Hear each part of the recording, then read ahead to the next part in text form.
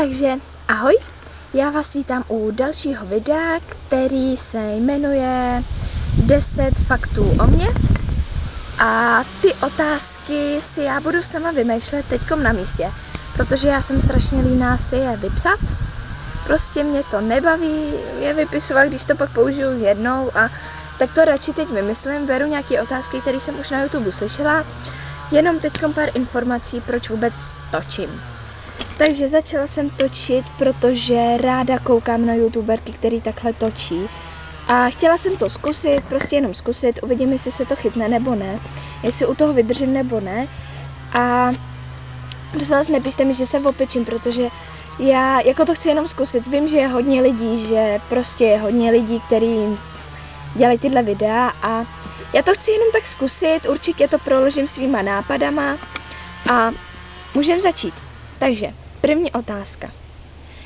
Jaká jídla nemáš ráda?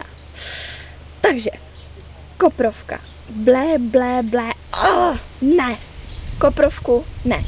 Další jídlo, co nemám ráda, jsou brambory. Prostě nemám brambory. Všichni si dělají srandu, že bych se ve středověku neuživila. Já to vím, prostě mě ty brambory nechutnají. Ale bramborovou kaši už mám ráda třeba. Nebo bramboráky. Prostě tohle jo, ale brambor ne.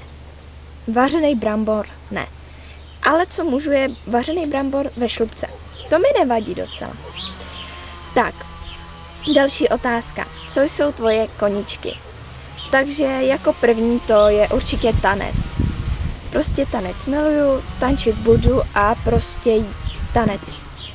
Nic víc nemám co dodat. I love dancing. Prostě fakt nic, prostě miluju tanec.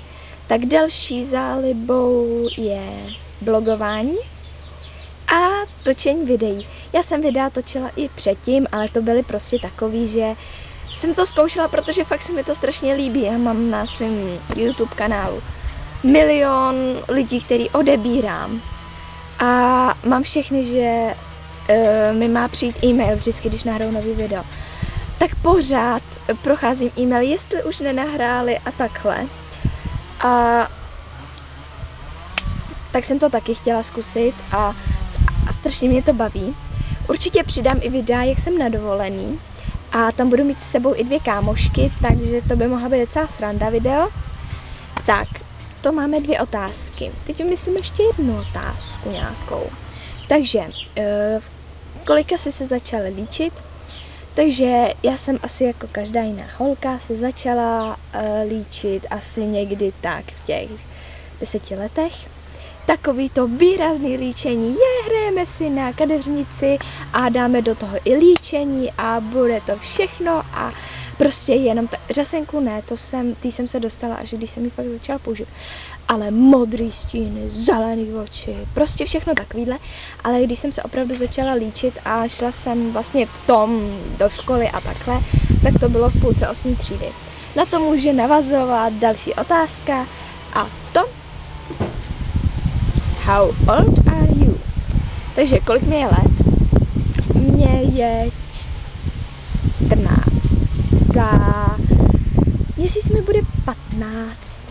I když na to prostě nevypadám, všichni mě typujou 11, 12 a takhle. No prostě mi bude 15. Tak, to byly 5 otázek? Ne, 4. Tak, 5. otázka. Vybrala by si mezi oční blablabla. Vybrala by si mezi linkou na oči a nebo řasenkou. Takže já bych si vybrala řasenku. 6. otázka. Jak namalovaná chodíš do školy? Takže do školy chodím namalovaná úplně jednoduše. Co to je za slovo? Jednoduše. A to je korektor a make-up na kruhy pod očima, protože mě korektor, tam prostě všechny korektory, co jsem doteďka měla, tak mi vyjeli do vrásek. A make-up ten mi tolik nevyždí, ten, který mám já mám takový pěnovej.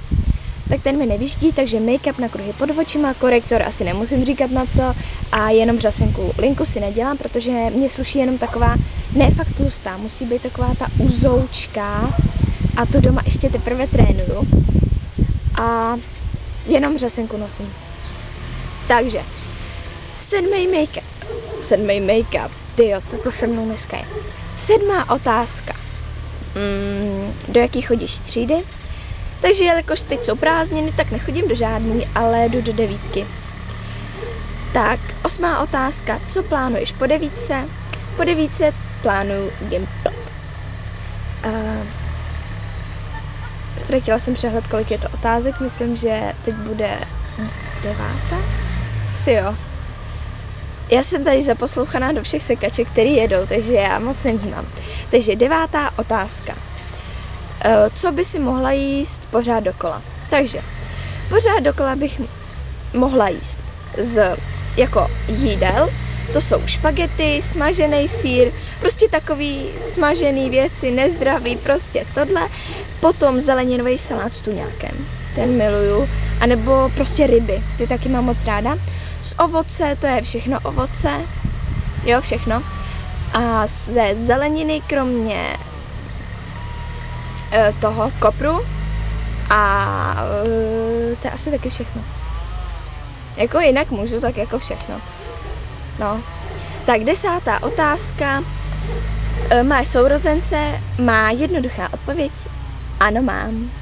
Tak doufám, že to bylo 10 otázek. Fakt promiňte, jestli jsem třeba z 6 přeskočila na 8 nebo takhle nějak. Protože tady fakt jedou asi 4 sekačky a každá má jiný zvuk a to úplně deprimuje. Tak fakt promiňte a doufám, že se vám moje videa budou líbit a třeba, že budu mít i jednoho odběratele, ale moc v tom nedoufám, protože je hodně těch lidí, kteří to tohle točí, ale tak nevím. Chtít můžu, ne? Chtít se může všechno. Takže